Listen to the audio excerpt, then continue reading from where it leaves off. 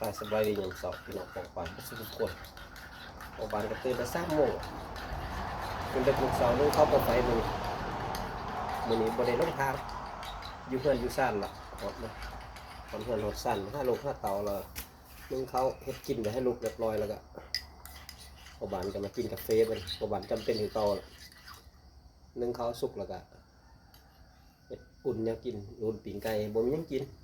บ่มียังให้ลูกกินแล้วก็อุ่นปิ้งไก่หมู่บ้านนี้ไปให้ลูกกินไปโรงเรียนประวัติก็ไม่กินกาแฟนี่ตื่นแล้วพากันตื่นได้5 โมงเลยประวัติอยากเงินอยากสั้นแล้วบัดละมาฮอดบ้านนี่ก็วุ่นวายมาฮอดก็บ่ได้พักในพรละอยากไล่มาแล้วก็มาล้างมาเอาเครื่องใส่จักรซักเครื่องแล้วก็ล้างรถซิงค์ไว้เกี่ยมไปสอบครูเขาดาวที่หางบ้านในเมืองเขามีเงินเอารถมาตัวเอารถที่หางก็เลยมันนั่งยืนกินกาแฟนี่กินกาแฟเลยแล้วก็ขี่ไปขี่รถลิฟต์นับพี่น้องนะมากินกาแฟนี่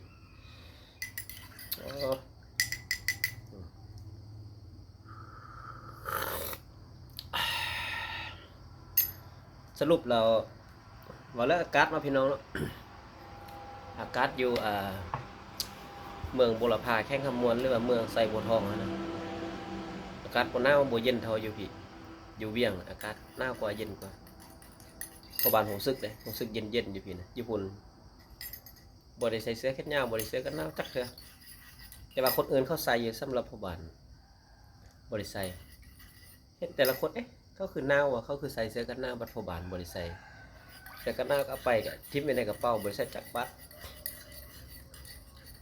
อยู่พี่นี่เย็นกว่าหนาวกว่าอากาศรู้สึกว่ามันเย็นญี่ปุ่นนี่อากาศแบบอยู่สบายนะบ่เย็นแล้วก็บ่หนาวบ่ร้อนอยู่สบายอากาศดีญี่ปุ่นแต่ว่าตอนช่วยมันก็ร้อนคือกันคันอากาศหนาวหลายตะเวนมันออก2 หน่วยแล้วมันก็ร้อน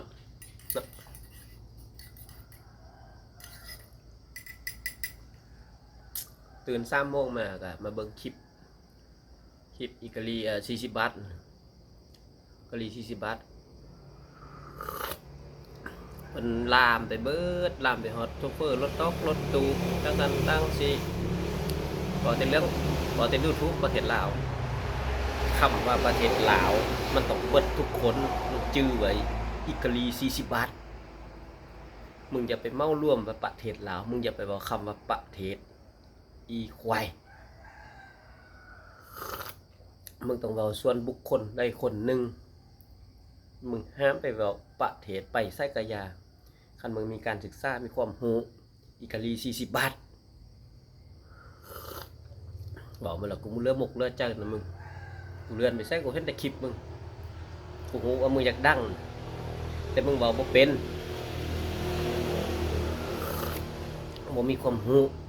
คันมึงมีความรู้ขนาดมึงได้เมียเป็นเมียฝรั่งมึงน่าจะหัวสมองมึงน่าจะคิดก่อนมึงสิเว้า40 บาทมันคือจิแพงอะแถวบ้านมันคือจิมีคุณค่าแท้ๆว่าคันบ่มี40 บาทแล้วมาผีค้ามาผีมาเอาน้ำกูให้100 บาทให้ไล่กูกับบ่มีจื้อไว้เริ่มหมกแล้วเจอไปใส่กระบอกแต่ประเทศลาวมึงต้องว่าส่วนบุคคลมึงบ่ต้องว่าประเทศแล้วประเทศลาวนี่มันต้องเมารวมไปเบิดทุกคนป้าตัวเดียวเนาหมดของเพราะมึงอิตาลีไป